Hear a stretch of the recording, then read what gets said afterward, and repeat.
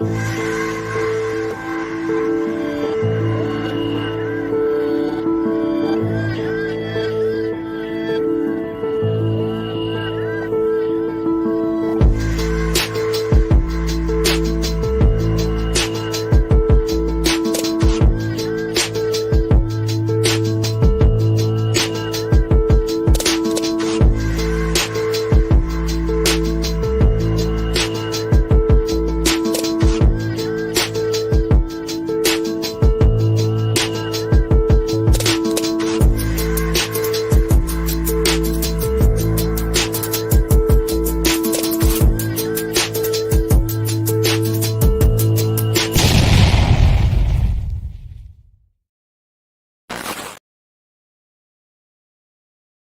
coming to my house. That's when they fired me, and they said, "You got time?" And I knew what the call was going to be about because I'm getting all these messages of support and this and that. I said, "No, I'll be home in about an hour." And right here, where I'm sitting at right now, talking to you, I get a call, and from my friends, and his voice is cracking, and the only thing he says is, "Because of the interview you did about Reebok, the UFC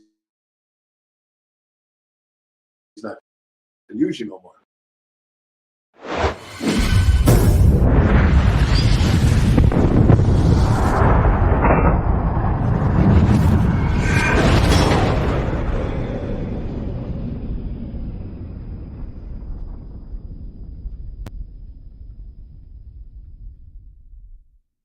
Welcome to this episode of Chattin with Staxx. I'm your host, Bill Staxx, and today I got Jacob Stitch Duran.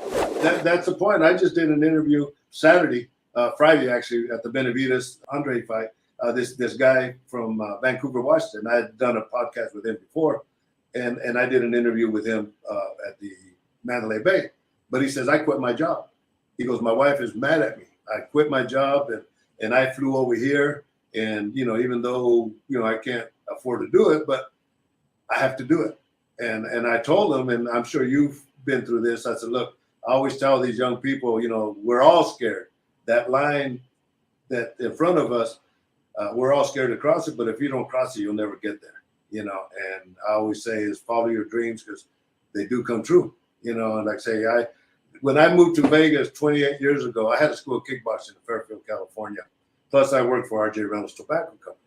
Plus, I had a house, and but I had a career. That's a career.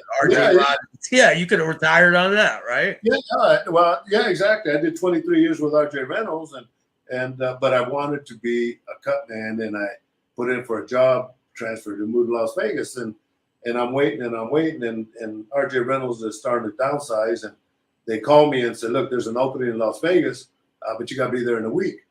I said, "Well, in a week, I can't. I talked to the manager in 2 weeks. In 2 weeks, I sold my house. I transferred my school to a student. I put my family in a U-Haul, and I drove 9 hours to Las Vegas to follow my dreams.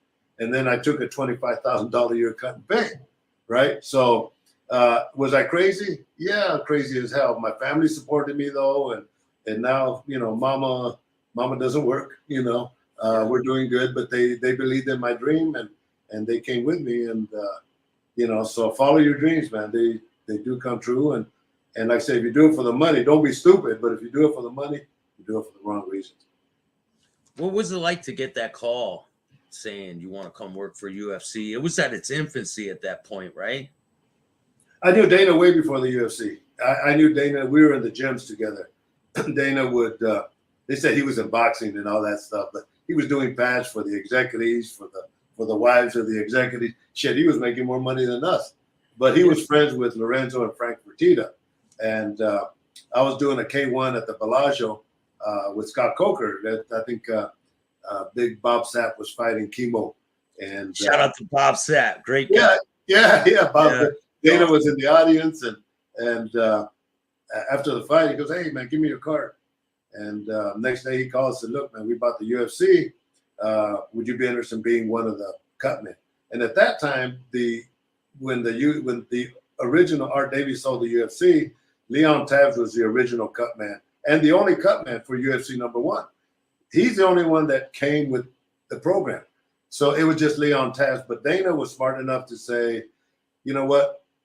in MMA, the guys don't know how to wrap hands. They don't know how to work cuts. Let's bring in professional cutmen. So he brought me in to be the second cutman, one on each side. And the program got so popular where everybody wanted us to wrap their hands that we brought in a third guy and then a fourth guy. I think now they use like 4 or 5 guys. But that program that they use, Leon Tabs, myself, and Burt Watson put that program together that now everybody worldwide uses it. We use that with Top Rank, and because it works, so we're there. Our only job is to protect the fighters, wrap their hands, and take care of them. So I think the program was good. So yeah, so that I was the primary cutman for 15 years, and Dana brought me in, and Dana took me out. But Yeah. What are your thoughts on Dana now?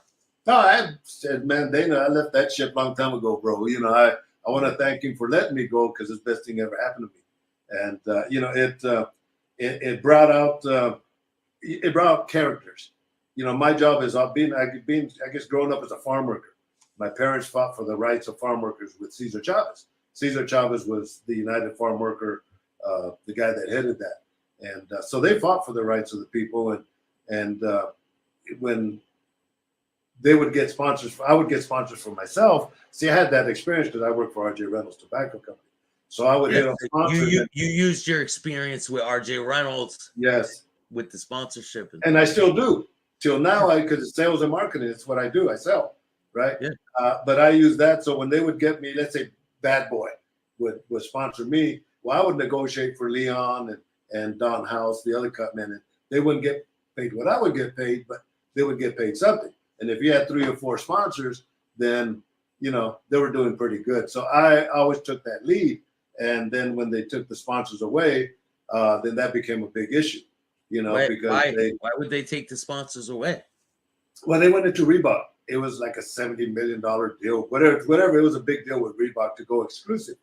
So, fighters were making 50 or 100,000 a fight. They were making bank. They were making a lot of money. I needed the UFC to make my money through sponsors because they were paying shit. They're still paying nothing. It's a shame because I always tell people that it's a shame that the ring girls get paid more than the cutmen, and the cutmen are the most important people in the ring. And so that's what started. And that, I did an interview with John Nash from BloodyElbow.com. Never met the man, still don't know him, but he had called and asked if I'd be interested in doing an interview how the Reebok deal affected the cutmen. And then once again, I thought about my parents and fighting for the rights. And I said, well, if I don't speak up, because I knew I couldn't stay with the UFC no more just because they were paying garbage, And so the interview I did was very politically correct because I worked corporate America. I understood, This shit went viral. And it went viral big time. And they're effing Dana and effing Reebok and effing, everybody. I'm getting calls, interviews. I had like 57 interviews in a week. Camera crews coming to my house. That's when they fired me. Oh, so I'm at Costco and I get a call from my friends. We're all friends, right? And they said, you got time? And I knew what the call was going to be about because I'm getting all these messages of support and this and that. I said, no, I'll be home in about an hour. And right here where I'm sitting at right now, talking to you, I get a call and from my friends, and his voice is cracking. And the only thing he says is, because of the interview you did about Reebok, the UFC is not going to use you no more. I said, just got a shot. I said, all right. Well, listen, Mark, do me a favor. You tell Dana I said he ain't got no balls, that he should have called me personally since he's the one that brought me in. And I'm getting all these text messages and supports. And the first guy I respond to is, I want you to know that you'll be the first to know. UFC let me go, speaking out about the Reebok deal, and I got to find a new job. That went viral. And that's when all these interviews came and support, job offers from all over the world, so I represented the fighters, and till now people are still stopping me all over the world. And Bill Goldberg, hey man, that's Dana, and Wesley Snipes, hey man, UFC did you wrong. But the best compliment I ever got, one of the princes in Abu Dhabi, F Dana and all that. But the best interviews I ever got were this one trainer that trained a lot of the top Brazilian fighters, Anderson Silva and all that. During the bubble, during COVID, we're doing boxing shows at the MGM, and he's there with a Brazilian boxer. And I haven't seen Luis in 8 years. he comes up to me and he says, Stitch, we, the coaches, the fighters, we thank you for speaking up because we couldn't. Bro, I could die with that comment right there. I did a show with him last week. And the dressing room, I worked with that same Brazilian fighter. But I told him, I said, I just want to let you know, Luis, that comment right there made everything that I did worthwhile 100%. But at the time, it didn't feel like that.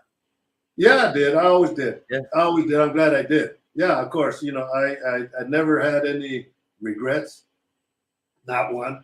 Not one. With all the job offers and just the responses. This guy Robbie that does Motivational Mondays did a nice one where, man, today's motivational thing is do what's right in your heart. I have a good friend of mine, Jacob Stitch Duran, that so and so and so. That took courage. Man, I started crying. I'm listening to this video and I started crying. People just support from all over the world. And Bad Boy, they offered me to make shirts, T-shirts, and send me the profits. It was crazy. It was crazy, but I did the right thing. Yeah, definitely. Let's talk about Cutman for Hire. You have a store where you sell things. Well, it's not my store. People think it's my store. It's not. What happened is I have my own line of tape, Stitch Premium Athletic Tape. It's water repellent, the best of the best. That's it. No, I have my KO swell, the end swell. Yeah, it's like, so the KO swell is like a metal thing that they put on. Yeah, give me a second. Okay. Oh, give me a second.